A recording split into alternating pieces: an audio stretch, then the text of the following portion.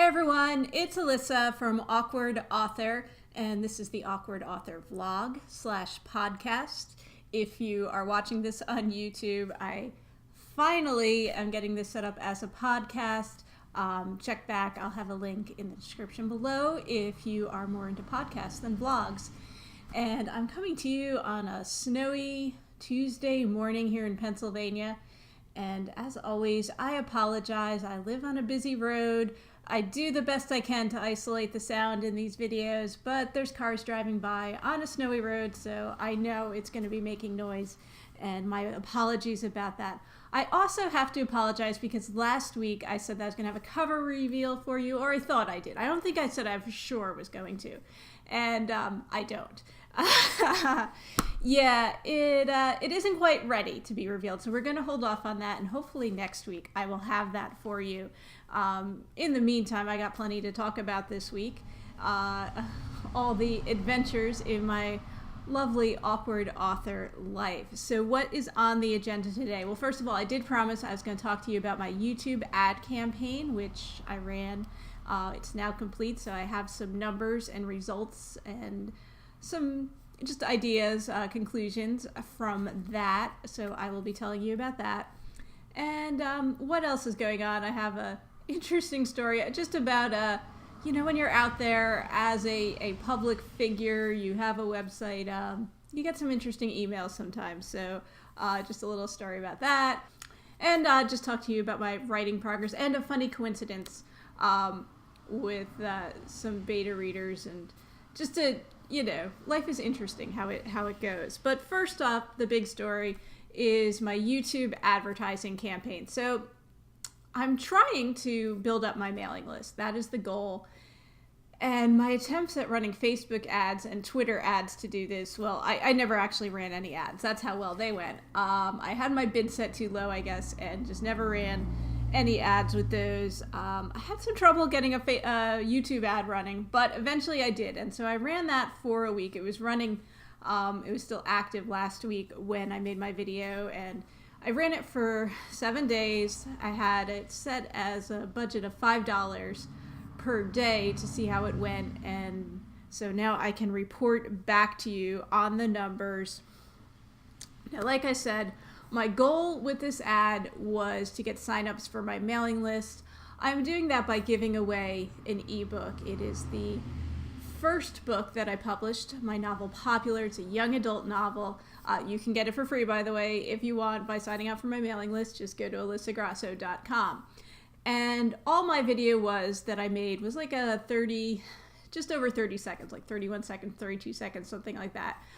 Just me, even less professional than this because I was in my messy office, so there's all kinds of stuff behind me, and just me talking to the camera and saying, hey, I have a free book. If you want it, go to my website and you can get it, basically. A little bit about the book, really not much at all because I only had 30 some seconds. You can run an ad with a video of any length, but how it works on YouTube is you pay when someone watches at least 30 seconds of your ad. So if you're making a 2-minute long video, you pay as long as they watch 30 seconds, even if they don't watch the whole 2 minutes. Now, that's fine as long as you have like a call to action in the first 30 seconds somewhere, then you'll probably still do well. But I just wanted to make a quick video and see how it went. If you want to see the video, by the way, it is on my YouTube channel. If you're not a subscriber, I think it shows up automatically when you go to the Awkward Author YouTube page. Otherwise, I'm not sure. It's set as the channel trailer, so I don't know how that shows up when you actually already are a subscriber. So what can I tell you about that? Obviously, it cost me nothing to make the video because I just did it myself, and just very homegrown. But this is YouTube, so you can kind of just be non-professional, and it's okay. And it was the sort of ad that runs before a video on YouTube, or sometimes during them. You might have even seen one. If you're watching this on YouTube, you might have seen a video ad before this. If you're a content creator on YouTube, these ads enable you to get paid. It's a weird system that YouTube uses, but anyway, if you have advertising enabled on your channel, you can get paid from YouTube, although they did recently announce they are ending that for people that are below a certain threshold. So like this channel, the Awkward Author channel, is not a very big channel. I don't have many subscribers. I don't get that much watch time per month. So, and I also don't make very much money at all from this channel. So, they're ending that, but it's really not, it doesn't change anything for me because I really basically got no money from this channel anyway. So, that is ending for the smaller creators. I have another channel, my reselling channel. I don't make a ton of money. It's a little bit extra money. It pays a couple bills each month. And so that I'll still make money from because there's more subscribers and people watch, whatever the threshold is however many thousands of minutes or something per month or whatever the heck it is. Anyway, I'm going off tangent because we're not talking about creators now. We're talking about advertisers on YouTube. So when you're an advertiser, you can pay and your ad will be shown based on the keywords you enter for your ad on what YouTube determines to be relevant videos that, based on the keywords that the YouTuber who created the video put in. My dog is here, so if you wonder what I'm doing, I'm petting my dog because he needs some petting. Anyway, so yeah, you pay to have the video shown on these different videos. It all goes through the AdWords platform, so same platform you would use if you were running an ad, like a Google ad, but because Google owns YouTube, this is how you run the ads on YouTube too, through the AdWords platform. And so I set my budget at $5 a day, ran it for 7 days. I spent a total of $24.33. So I didn't spend the full $35. And the reason for that is it just did not get shown enough times for me to reach that, maxed out budget. Sorry about that. I just had to get up and go retrieve a dog bone from behind the television because that is the exciting thing I do in my author life. No. So what did I say? I spend $24.33, and that's because it was not watched enough times for me to reach that full $35 budget for the week. And I only pay when somebody watches it all the way through. So if they watch for like 5 seconds and then click skip this ad, I don't pay anything. And from the advertisement, I picked up a total of 27 new subscribers to my newsletter. So that's good. I'm growing my mailing list little by little. The cost per subscriber, I worked it out to be about 90 cents. So not bad. Still more than I really wanted to spend. When I was setting my Facebook ads and Twitter ads as like lead gen ads, I knew I had my bid set a lot lower than that 90 cents. So interesting, experiment. Maybe if I try to lead gen ad on Facebook at 90 cents, we could see what comes of it. So I set my max cost per view. That's how much I would pay anytime somebody watched the ad for the full 30 seconds. Excuse me. And I had that set at 50 cents, which was apparently way too high. I did not know what I was doing. So it should have been a lot lower because what I ended up paying, my average cost per view was 5 cents, I think. It got shown 485 times all the way through. That means 485 people watched it, the 30 seconds of the ad. I mean, it's 32 seconds, but they watched at least 30 seconds of it. The total impressions, on the other hand, were 2,289. So there were 2,289 that it came up ahead of a video or during a video or wherever. But those people did not watch the full 30 seconds, so I didn't pay for I just paid for the 485 views that I did get. It had a view rate of 21.19%, according to the information they give you in AdWords. It's a little bit higher than what they say to expect. They say expect a view rate of 15%, whatever. So yeah, I would definitely play around with this some more and try it again. I ended up, I did pick up subscribers. I did end up paying a little more than I would have liked to have paid for them. So, I don't know if I can figure out a way to bring my cost down on that or not. I really don't know. Maybe make a better ad that's better converting. I'm not really sure.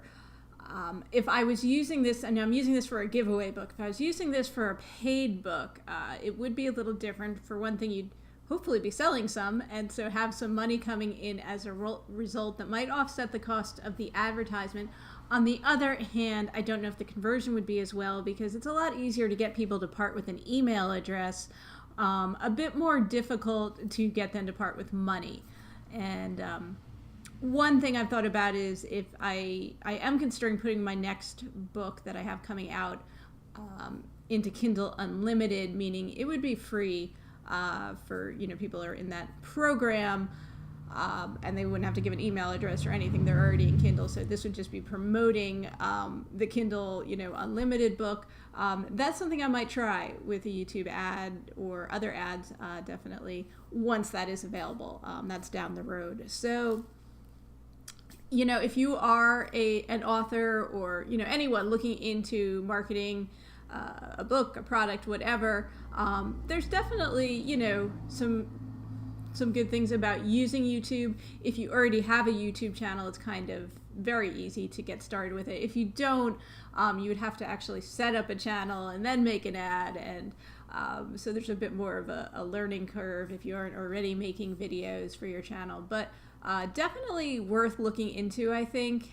Now, one thing I will say is, because of my target audience, which it's a young adult book that I'm giving away, it's a young adult book that I have coming out next, so my target audience is technically teenagers. There are a lot of adults, though, that read YA, so I think that has to be considered too. But that audience is not on Facebook. They're not even really on Twitter that much. They are on YouTube, though, and they're on Instagram, which technically Facebook owns, so those ads are really, you're going to place those ads through Facebook. But anyway, so YouTube was attractive to me as an advertising venue for that reason, because it enables me to actually, hopefully, pick up teen readers. Now, I don't know the age of the people who signed up. They could be 50 years old for all I know. I don't know. But I'm guessing that some of them at least are in that, target demographic, the YA, the young YA readers, as opposed to the older YA readers.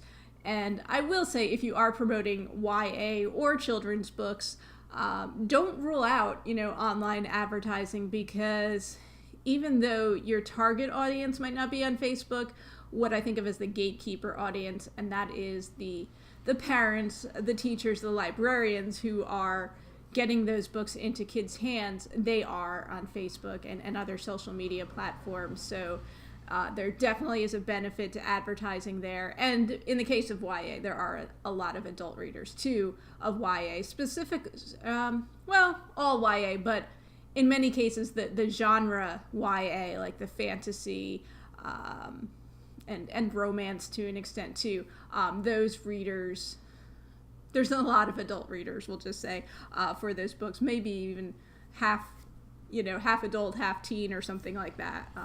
It's a pretty active adult audience for those books.